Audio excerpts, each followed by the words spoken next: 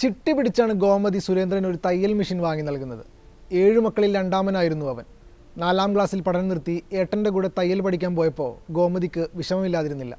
എന്നാൽ ആ കുടുംബത്തിന് സുരേന്ദ്രൻ തയ്യൽക്കാരനാവുന്നത് തന്നെയായിരുന്നു ആശ്വാസം. പിന്നീട് അവൻ സിനിമയിലെ വസ്ത്രാലങ്കാരകനായി പതുക്കെ ക്യാമറയ്ക്ക് മുന്നിലെത്തി. 4 പതിറ്റാണ്ടിനടുത്തായി വെള്ളിത്തിരയിൽ ചിരിപ്പിച്ചും കരയിപ്പിച്ചും നിറഞ്ഞാടുന്നു. വർഷങ്ങൾക്കിപ്പുറം ദേശീയ അവാർഡിൽ വരെ ആ താരം ഇടം പിടിച്ചു. ഫാൻഡയറുടെ ഈ താൾ അദ്ദേഹത്തെക്കുറിച്ചാണ്. സ്ക്രീനിനകത്ത് വിസ്മയിപ്പിക്കുന്ന, പുറത്ത് അഭിനയിക്കാൻ അറിയാത്ത സുരേന്ദ്രൻ കൊച്ചുവേലി എന്ന ഇന്ദ്രൻസിനെ കുറിച്ച്. സ്വാഗതം ഫാൻഡയറിയിലേക്ക്.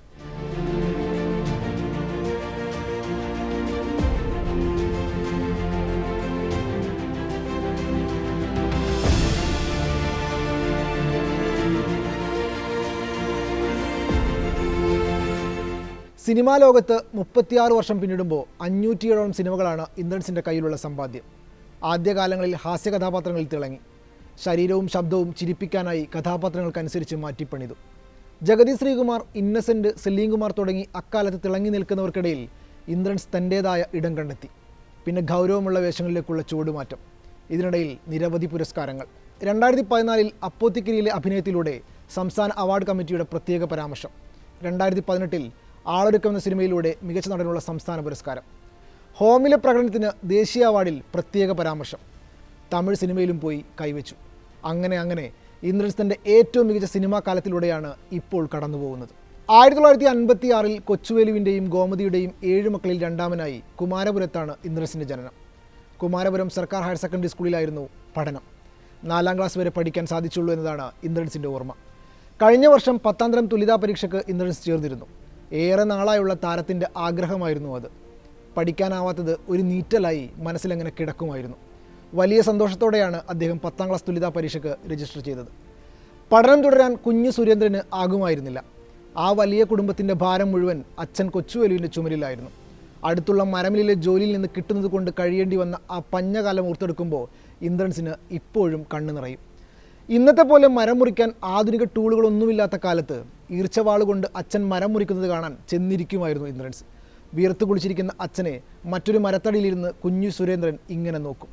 ഉച്ചയാവുമ്പോൾ അച്ഛൻ കഴിക്കാനായി പണി നിർത്തുമ്പോൾ വാഴയിലയിൽ പൊതിഞ്ഞ പലഹാരങ്ങൾ സുരേന്ദ്രന് നേരെ നീട്ടും. തീവ്രമായ ദാരിദ്ര്യത്തിൻ്റെ നാളുകളായിരുന്നു അന്നൊക്കെ. കൊച്ചുവേലുവിന് കോടതി പ്രശ്നങ്ങൾ, കേസ് പറയുന്നത് ഹോബി പോലെയായി. മക്കൾക്ക് ആഹാരമില്ലെന്നൊന്നും അയാൾ ഓർത്തേയില്ല. പണിയെടുക്കുന്ന പണം കൊണ്ട് മുഴുവനും കേസ് പറഞ്ഞു. ഗത്യന്തരമില്ലാതെ ഗോമതി മക്കളെയും കൊണ്ട് പോത്തൻകോടിനടുത്ത് വാവറയുള്ള അവരുടെ വീട്ടിലേക്ക് പോയി. പിന്നീട് കൊച്ചുവേലു ജീവിതം അവസാനിപ്പിച്ചു. അതുവരെ ചാറ്റൽ മഴയായി പെയ്തുകൊണ്ടിരുന്ന ഗോമതിയുടെ കണ്ണുനീർ പേമാരിയായി. കൊച്ചുവേലുവിൻ്റെ മരണശേഷം ഇന്ദ്രൻസിനും സഹോദരങ്ങൾക്കും അമ്മ മാത്രമായിരുന്നു തുണ. ഓലമഞ്ഞ വീട്ടിലായിരുന്നു അന്ന് ആ 7 മക്കളെ ചേർത്ത് പിടിച്ച് ഗോമതി കഴിഞ്ഞിരുന്നത്. മേയാൻ സമയം വൈകുമ്പോഴെല്ലാം അത് ചോർന്നൊലിക്കുമായിരുന്നു. പുര കെട്ടാനാവുമ്പോഴേക്ക് അമ്മയും അമ്മമ്മയും ഓല വലിച്ച് കിണറ്റിൻ കരയിലിട്ട് മെടഞ്ഞു സൂക്ഷിക്കുന്നതിനെപ്പറ്റി ഇന്ദ്രൻസ് ഓർത്തെടുത്തിട്ടുണ്ട്. അമ്മയോട് വല്ലാത്ത അടുപ്പമായിരുന്നു ഇന്ദ്രൻസിന്. അമ്മയെന്ന് വിളിക്കാത്ത, ആ വാക്ക് നാവിൽ വരാത്ത ഒരു ദിവസവും അയാളുടെ ജീവിതത്തിൽ ഉണ്ടായിരുന്നില്ല. അമ്മയുടെ കണ്ണീരിൽ നിന്നാണ് മലയാളി ഇന്നറിയുന്ന താനുണ്ടായതെന്ന് ഇന്ദ്രൻസ് പലയിടങ്ങളിലും പറഞ്ഞിട്ടുണ്ട്. നാട്ടുകാരെ ചിരിപ്പിക്കാൻ നടക്കുകയാണോ എന്ന അമ്മയുടെ ചോദ്യമാണ് തന്നെ ഹാസ്യതാരമാകാൻ കാരണമെന്ന് തമാശ രൂപേണ ഇന്ദ്രൻസ് പലപ്പോഴായി പറഞ്ഞിട്ടുമുണ്ട്. ചിട്ടി പിടിച്ച് നൽകിയ പണം കൊണ്ടാണ് ഇന്ദ്രൻസിന് ഗോമതി ഒരു തയ്യൽ മെഷീൻ വാങ്ങി നൽകുന്നത്. ജീവിതത്തിൽ പല ഘട്ടങ്ങളിലൂടെയും പിന്നീട് ഇന്ദ്രൻസ് കടന്നുപോയി. പുരസ്കാരങ്ങൾ പലത് ലഭിച്ചു. സിനിമ കിട്ടി, പണമായി, വീടായി. അപ്പോഴെല്ലാം അയാൾ അമ്മയെ ചേർത്ത് പിടിച്ചു. 4ാം ക്ലാസ്സിൽ പഠനം നിർത്തി. കൈത്തൊഴിൽ എന്തെങ്കിലും പഠിക്കണം, കുടുംബം നോക്കണം. കഷ്ടപ്പെടുന്ന മാതാപിതാക്കളെ ഓർത്തായിരുന്നു കുഞ്ഞ് ഇന്ദ്രൻസിൻ്റെ മനസ്സ് പിടഞ്ഞിരുന്നത്. അയാൾ ഇപ്പോൾ കാണുന്ന ഇന്ദ്രൻസ് ആയത് ഒരു രാത്രി നേരം വെളുത്തല്ല. 4ാം ക്ലാസ്സിൽ പഠനം നിർത്തി അമ്മാവൻ്റെ കൈപിടിച്ച് തയ്യൽ കടയിലേക്ക് നടക്കുന്നത് മുതലാണ്. ആ മരത്തടിയിലിരുന്ന് അച്ഛൻ മരം വലിക്കുന്നത് ദയനീയമായി നോക്കുന്നത് തൊട്ടുമുണ്ട്. അച്ഛൻ്റെ മരണശേഷം തന്നെയും കൂടപ്പിറപ്പുകളെയും നോക്കാൻ അമ്മ കഷ്ടപ്പെടുന്നത് കണ്ടത് മുതലാണ്. പഠനം നിർത്തിയതിനെപ്പറ്റി ഇന്ദ്രൻസ് പറഞ്ഞത് ഇങ്ങനെയാണ്: ചിലർ അലങ്കാരത്തിന് പറയാറില്ലേ 4ാം ക്ലാസ്സും ഗുസ്തിയുമാണെന്ന്. ഞാൻ ശരിക്കും 4ാം ക്ലാസ് തന്നെയാണ്. ക്ലാസ്സിൽ 1ാം സ്ഥാനത്തോ 2ാം സ്ഥാനത്തോ ഞാനായിരുന്നു. പക്ഷേ കഴിക്കാൻ ആഹാരമില്ല. വിശപ്പ് കാരണം പലപ്പോഴും ക്ലാസ്സിൽ തലകറങ്ങി വീഴും. ഒരൊറ്റ യൂണിഫോം മാത്രമേ ഉണ്ടായിരുന്നുള്ളൂ. ഒരാഴ്ചയാണ് അതിൻ്റെ കാലാവധി. ഇടയ്ക്ക് അലക്കാൻ പറ്റില്ല. അവധി ദിവസം മാത്രമേ അലക്കൽ നടക്കൂ. കൂട്ടുകാർക്കും അധ്യാപകർക്കുമൊക്കെ അതൊരു ബുദ്ധിമുട്ടായി. പിന്നെ ഞാൻ തീരുമാനിച്ചു ഇനി സ്കൂളിലേക്കില്ല. അങ്ങനെ സ്കൂൾ ജീവിതം അവസാനിപ്പിച്ചു. അങ്ങനെ ആ 10 വയസ്സുകാരൻ അമ്മാവൻ്റെ തയ്യൽ കടയിൽ പണി പഠിക്കാനായി നിന്നു. സൂചിയും നൂലുമായി പിന്നെ അവൻ്റെ പാഠപുസ്തകം. ആദ്യം അവൻ ബട്ടൺസിൻ്റെ ഹോളും ബട്ടൺസും തുന്നി. പതിയെ തയ്യൽ മെഷീനിൽ കാലുറപ്പിച്ചു. രാവിലെ അടിച്ചുവാരലിൽ തുടങ്ങി രാത്രി 8 മണി വരെ നീളുന്ന ഒരു ദിവസത്തെ പണിക്ക് സുരേന്ദ്രന് കിട്ടിയിരുന്ന കൂലി 10 പൈസയായിരുന്നു. പിന്നീടത് 30 പൈസയും 50 പൈസയും ഒക്കെയായി. അക്കാലത്തൊക്കെ കുമാരപുരം മാത്രമായിരുന്നു അവൻ്റെ ലോകം.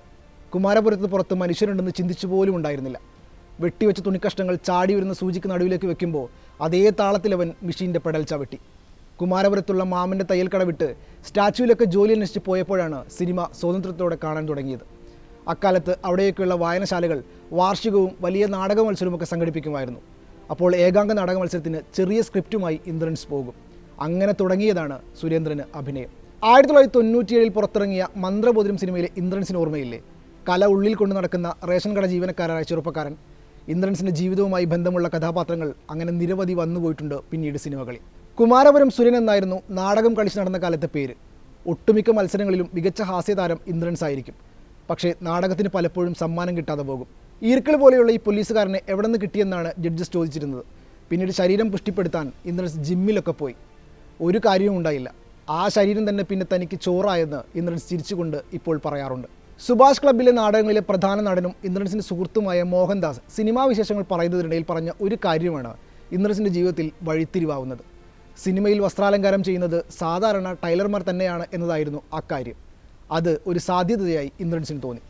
മോഹൻദാസിൻ്റെ ഇടപെടലിൽ CS ലക്ഷ്മണൻ എന്ന കോസ്റ്റ്യൂം ഡിസൈനറെ പോയി കണ്ടു. അങ്ങനെ സിനിമയിലേക്ക് ഇന്ദ്രൻസിൻ്റെ എൻട്രി. കോസ്റ്റ്യൂം ഡിസൈനർ മാത്രമായിട്ടല്ല, നാടകത്തിലെ പരിചയത്തിൻ്റെ ബലത്തിൽ ആദ്യത്തെ സിനിമയിൽ തന്നെ ക്യാമറയ്ക്ക് മുന്നിലും ഇന്ദ്രൻസ് എത്തി. സമ്മേളനം എന്ന ചിത്രത്തിലൂടെ സ്വതന്ത്ര വസ്ത്രാലങ്കാരകനായി. തുടർന്ന് ഷാജിയൻ കരുണിൻ്റെ പിറവിയിലും വർക്ക് ചെയ്യാൻ കഴിഞ്ഞു. പക്ഷേ തുടർന്ന് വന്ന 1-2 സിനിമകൾ സാമ്പത്തികമായി ഗുണം ചെയ്തില്ല. അങ്ങനെ വീണ്ടും ആക്കുളത്ത് ഒരു ഒറ്റമുറി തയ്യൽക്കട ഇന്ദ്രൻസ് ആരംഭിച്ചു. ഇന്ദ്രൻസ് എന്നായിരുന്നു കടക്ക് പേരിട്ടത്. പേര് നിർദ്ദേശിച്ചതും ബോർഡ് എഴുതിയതുമെല്ലാം അച്ഛൻ്റെ പെങ്ങളുടെ മകനായ ജയനാണ്, ഇന്നത്തെ കോസ്റ്റ്യൂം ഡിസൈനറായ ഇന്ദ്രൻസ് ജയൻ. ആക്കുളത്ത് തയ്യൽക്കട നല്ല രീതിയിൽ പ്രവർത്തിച്ചു വരുമ്പോഴാണ് പത്മരാജൻ്റെ സിനിമ നമുക്ക് വാർക്കാൻ മുന്തിരിത്തോപ്പുകളിൽ പ്രവർത്തിക്കാൻ വരണമെന്ന് സുരേഷ് ഉണ്ണിത്താൻ വിളിക്കുന്നത്. ഒരിക്കൽ തോറ്റുമടങ്ങിയതിനാൽ ആദ്യമൊന്നും അടിച്ചു. അന്ന് പോയില്ലായിരുന്നെങ്കിൽ താൻ ഇപ്പോഴും അനുജന്മാരോടൊപ്പം തയ്യൽക്കട നോക്കി ജീവിക്കുമായിരുന്നുവെന്ന് ഇന്ദ്രൻസ് പലപ്പോഴായി പറഞ്ഞിട്ടുണ്ട്. പിന്നീട് ഞാൻ ഗന്ധർവൻ വരെ 12 സിനിമകളിൽ പത്മരാജനൊപ്പം ഇന്ദ്രൻസ് വർക്ക് ചെയ്തു. പിന്നീട് സിനിമകളിൽ ചെറിയ വേഷങ്ങളും കോസ്റ്റ്യൂം ഡിസൈനറായും ഒരു പതിറ്റാണ്ട്. 1993 പുറത്തിറങ്ങിയ മേലേപ്പറമ്പിൽ ആൺവീട് എന്ന സിനിമയിൽ വിവാഹ ഇടനിലക്കാരൻ്റെ ചെറിയ വേഷം ചെയ്തതിലൂടെയാണ് Indrans ശ്രദ്ധിക്കപ്പെടുന്നത്. CID Unnikrishnan BA B.Ed എന്ന ചിത്രത്തിലെ വേഷം ഇന്ദ്രൻസിന് വഴിത്തിരിവായി. മലപ്പുറം ഹാജി, മഹാനായ ജോജി, മാനത്തെ കൊട്ടാരം, വധു ഡോക്ടറാണ് തുടങ്ങിയ ചിത്രങ്ങളിലൂടെ മലയാളിയെ ഇന്ദ്രൻസ് ചിരിപ്പിച്ചുകൊണ്ടേയിരുന്നു. അതേ വർഷം പുറത്തിറങ്ങിയ വെണ്ടർ ഡാനിയലിലൂടെ സിനിമയിലെ കോസ്റ്റ്യൂമർ എന്ന മേഖലയിൽ നിന്ന് മാറി മുഴുവൻ സമയവും അഭിനയത്തിലേക്ക് തിരിഞ്ഞു. 95 ഇന്ദ്രൻസ് എന്ന കൊമേഡിയൻ പ്രേക്ഷകരുടെ ഇഷ്ടതാരമായി മാറുന്നത്. ഇന്ദ്രൻസിനെ കാണുമ്പോൾ തന്നെ തിയേറ്ററിൽ ചിരി നിറഞ്ഞു. തലചരിച്ച് തൊണ്ടയിൽ നിന്നൊരു പ്രത്യേക ശബ്ദം പുറപ്പെടുവിച്ച് ഇന്ദ്രൻസ് പ്രത്യേക ശൈലിയിൽ പറയുന്ന ഡയലോഗുകൾ പലതും നല്ല ചിരി നിറച്ചു.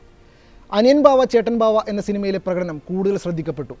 ടോം ജെറിയും, അവിട്ടം തിരുനാൾ ആരോഗ്യശ്രീമാനും, പ്രായിക്കര പാപ്പാനും, കുസൃതിക്കാറ്റും അങ്ങനെ 95 ഇന്ദ്രൻസ് തകർത്തഭിനയിച്ച സിനിമകളുടെ ഒരു നീണ്ട നിരയുണ്ടായിരുന്നു. ആദ്യത്തെ കൺമണിയിലെ നാരായണൻകുട്ടിയും, സ്ഫടികത്തിലെ ഗഫൂറും, 3 മാൻ ആർമിയിലെ ഭാഷാ സുരേന്ദ്രനും മലയാളിയെ ഇന്നും ചിരിപ്പിച്ചുകൊണ്ടിരിക്കുന്നുണ്ട്. മുഴുവൻ സമയ അഭിനയത്തിലേക്ക് തിരിഞ്ഞ് വെറും 3 വർഷം കൊണ്ട് മാത്രം 68 ചിത്രങ്ങളിലാണ് ഇന്ദ്രൻസ് വിവിധ കഥാപാത്രങ്ങളെ അഭിനയിച്ചത്. 1997 പഞ്ചാബി ഹൗസ് പുറത്തിറങ്ങിയതോടെ ഇന്ദ്രൻസ് എന്ന നടൻ്റെ താരമൂല്യം കുതിച്ചുയർന്നു. ഹരിശ്രീ അശോകനുമായുള്ള ഇന്ദ്രൻസ് കൂട്ടുകെട്ടും ശ്രദ്ധിക്കപ്പെട്ടു. കോമഡി റോളുകളിൽ മാത്രം ഇന്ദ്രൻസ് ടൈപ്പ് ചെയ്യപ്പെട്ടു. വ്യത്യസ്തമായ ഒരു വേഷം ആയിടക്കൊന്നും താരത്തെ തേടിയെത്തിയില്ല. അതായത് അയാളുടെ ഉള്ളിലെ നടനെ ഉപയോഗപ്പെടുത്താൻ ഒരു എഴുത്തുകാരോ സംവിധായകനോ ചിന്തിച്ചു പോലും ഉണ്ടായില്ല. 2 പതിറ്റാണ്ടിന് ശേഷം ആ സമയം വന്നെത്തി. 2004 പുറത്തിറങ്ങിയ കഥാവശേഷനിലൂടെ മറ്റൊരു ഇന്ദ്രൻസിനെ മലയാളി പ്രേക്ഷകർ കണ്ടു. അങ്ങനെ കോമഡി മാത്രമല്ല, മികച്ച സ്വഭാവം നടന്ന പേരുകൂടി ഇന്ദ്രൻസ് തൻ്റെ പേരിലാക്കി. 2009 രഹസ്യ പോലീസിലൂടെ വില്ലനായി. ഇതുവരെ കണ്ടതല്ല താനെന്ന് തെളിയിക്കുന്നത് കൂടിയായിരുന്നു ആ കഥാപാത്രം. പിന്നെ സ്വഭാവ നടനായും നിരവധി കഥാപാത്രങ്ങൾ. അടൂരിൻ്റെയും MP സുകുമാരൻ നായരുടെയും ചിത്രങ്ങളിൽ കനപ്പെട്ട വേഷങ്ങൾ. 2018 ആളൊരുക്കം സംഭവിക്കുന്നു. ചിത്രത്തിലെ പ്രകടനത്തിന് സംസ്ഥാന സർക്കാരിൻ്റെ മികച്ച നടനുള്ള പുരസ്കാരം ഇന്ദ്രൻസിനെ തേടിയെത്തി. അതായത് സിനിമയിലെത്തി 3 പതിറ്റാണ്ടിന് ശേഷം. 2019 വെയിൽ മരങ്ങൾ എന്ന ചിത്രത്തിലൂടെ Singapore south Asian international film ഫെസ്റ്റിവലിൻ്റെ മികച്ച നടനുള്ള അന്താരാഷ്ട്ര പുരസ്കാരവും താരത്തെ തേടിയെത്തി. പ്രേക്ഷകരെ ചിരിപ്പിക്കാനായി ഉപയോഗിച്ച അതേ ശരീരം കൊണ്ട് അയാൾ പേടിപ്പിച്ചു. ഉടലും 5-ാം പാതിരയിലെ റിപ്പർ രവിയെയും മലയാളി കണ്ടത് ശ്വാസമടക്കി പിടിച്ചാണ്. നിമിഷ നേരം കൊണ്ട് അയാൾ മുഖത്തെ ഭാവങ്ങൾ മാറ്റി പ്രേക്ഷകരെ വിസ്മയിപ്പിച്ചു. പിന്നീട് അഭിനയ പ്രാധാന്യമുള്ള സിനിമകളിൽ ഇന്ദ്രൻസ് എന്ന നടനെ എളുപ്പത്തിൽ പ്ലേസ് ചെയ്യാമെന്ന നില വന്നു. നായകനായും അദ്ദേഹം വിസ്മയിപ്പിച്ചു. മലയാളി സിനിമാ പ്രേക്ഷകരുടെ ഹൃദയത്തിലേക്ക് ഒരു കാറ്റ് കണക്കെയാണ് ഹോമും ഒലിവർ ട്വിസ്റ്റും കയറി വന്നത്. ഇത് നീ വിശ്വസിച്ചില്ലെങ്കിൽ ഇനി ഞാൻ പറയാൻ പോകുന്നത് എന്തായാലും നീ വിശ്വസിക്കില്ല. എത്ര അസാധ്യമായാണ് അയാൾ കഥാപാത്രമായി മാറിയത്. സംസ്ഥാന പുരസ്കാര ജൂറികൾ കാണാത്തത് ദേശീയ ജൂറി കണ്ടു. അവർ ഇന്ദ്രൻസ് എന്ന പ്രതിഭയെ അംഗീകരിച്ചു. ജീവിതത്തിൻ്റെ കൈപ്പത്രയും കുടിച്ചു കയറിയാണ് അയാൾ ഇന്ന് കാണുന്ന ഇന്ദ്രൻസ് ആയത്. ജീവിതം പഠിപ്പിച്ച പാഠങ്ങളാണ് അയാളെ ഇങ്ങനെ വിനയാന്യുതനാക്കിയത്. സ്ക്രീനിന് പുറത്ത് അഭിനയിക്കാതെ പച്ചയായ മനുഷ്യനായി അയാളുടെ ഒരു ചിരിയുണ്ട്, നോക്കി നിൽക്കാൻ തോന്നുന്ന ചിരി. അമ്മയുടെ ജനറൽ ബോഡിയിൽ പുരസ്കാരം ഏറ്റുവാങ്ങി മോഹൻലാൽ ഒരു ഉമ്മയും കൊടുത്ത് നിൽക്കുമ്പോൾ മോഹൻലാൽ തിരിച്ചു ചോദിക്കുന്നുണ്ട്, എനിക്കാരും ഉമ്മ തരാറില്ല. ഒരു കൊച്ചുകുട്ടി കണക്കെ കേട്ടപാടെ ഇന്ദ്രൻസ് മോഹൻലാലിന് ഉമ്മ കൊടുത്ത് ഒരു ചിരി പാസ്സാക്കുന്നുണ്ട്. സദസ്സിനെ മുഴുവൻ കയ്യിലെടുത്ത ചിരി. 1000-1 മാത്രമേ ഇങ്ങനെയുള്ള മനുഷ്യരുണ്ടാവൂ. ഹേറ്റേഴ്സ് ഇല്ലാത്ത ഇന്ദ്രൻസ്. അങ്ങ് സ്ക്രീനിൽ വിസ്മയിപ്പിക്കുന്നത് തുടരുക. കൂടെ പ്രേക്ഷകരുണ്ട്.